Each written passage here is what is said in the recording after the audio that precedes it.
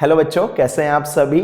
I hope आप सभी ठीक होंगे और समर वेकेशंस का वेट कर रहे होंगे। चलिए, लास्ट वाली वीडियो में हमने डिस्कशन किया था कि what are the major changes that NCERT has made in science subject. In this video we are going to discuss about mathematics कि मैथ्स में क्या क्या चीजें चेंज हुई है। चलिए शुरू करते हैं। सबसे पहले जो मैथ्स का हम स्टार्टिंग करें तो मैथ्स में जो स्टार्टिंग में जो था हमारा वो पहले 12 चैप्टर्स आते थे, लेकिन अब हम एनसीईआरटी ने बेटा 15 चैप्टर्स कर दिए हैं। तो 3 चैप्टर कौन कौन से बढ़े हैं एक बार हम देख लेते हैं। तो जो एडेड 3 चैप्टर्स हैं वो है सीक्वेंस एंड प्रोग्रेशंस, एपी और जीपी पढ़ना पड़ेगा इसमें।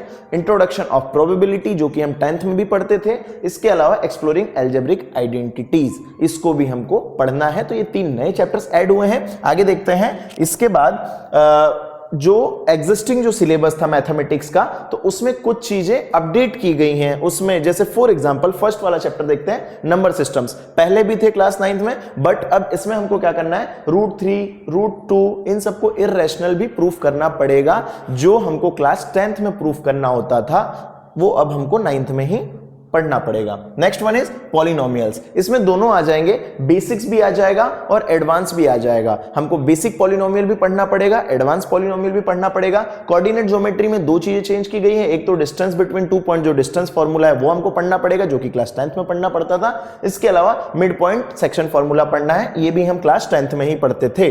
नेक्स्ट हम देखते हैं आगे 4th चैप्टर जो हमारा रहता है लीनियर इक्वेशन 2 वेरिएबल। इसमें जो चेंजेस किए गए हैं वो देख लेते हैं हम लोग। In this we have to solve any equation graphically also and by algebraically also, and इसमें हमको substitution और elimination method से हमको equations को solve करना है। आगे आ जाते हैं यूक्लिड्स ज्योमेट्री में। इसमें हमको इसके हिस्ट्री, बोधायंस और सल्प सूत्रास के बारे में, इनके जो थ्योरीज हैं इनको हमको इसमें स्टडी करना है। नेक्स्ट वन इज ये जो 3-4 चैप्टर्स हैं इनमें कोई भी चेंजेस नहीं है। Lines and angles as it is है आपका, ट्राइंगल्स एज इट इज है आपका, क्वाड्रिलेटरल्स भी एज इट इज है और सर्कल भी एज इट इज है। इसमें कोई भी बदलाव नहीं किए गए हैं। इसके बाद हम लोग देखते हैं मेंसुरेशन जो कि हीरोन्स फॉर्मूला है। उसके अंदर perimeter, area, sector, cyclic, quadrilateral इन सब के बारे में पढ़ना है। डिटेल्स में हमको स्टडी करना है। पेरीमीटर कैसे निकालते हैं, एरिया कैसे निकालते हैं, ये सारी चीजें। नेक्स्ट वन इज मेंसुरेशन में सरफेस एरिया एंड वॉल्यूम वाले में हमको स्फीयर, हेमिस्फीयर, कोन, ये 3 चीजें ऐड कर दी गई हैं। ठीक है। एट लास्ट जो 12 चैप्टर है हमारा वो स्टैटिस्टिक्स, 12 ये हो गए और 3 जो हमने स्टार्टिंग में देखे थे, तो 12 और 3 15 चैप्टर्स हो गए। सो अच्छा है कि शुरू में ही पता चल गया। तो 10th से ज्यादा इस बार 9th क्लास वाले बच्चों को ज्यादा मेहनत करनी पड़ेगी, क्योंकि 9th क्लास में ही आपका बेस बनेगा।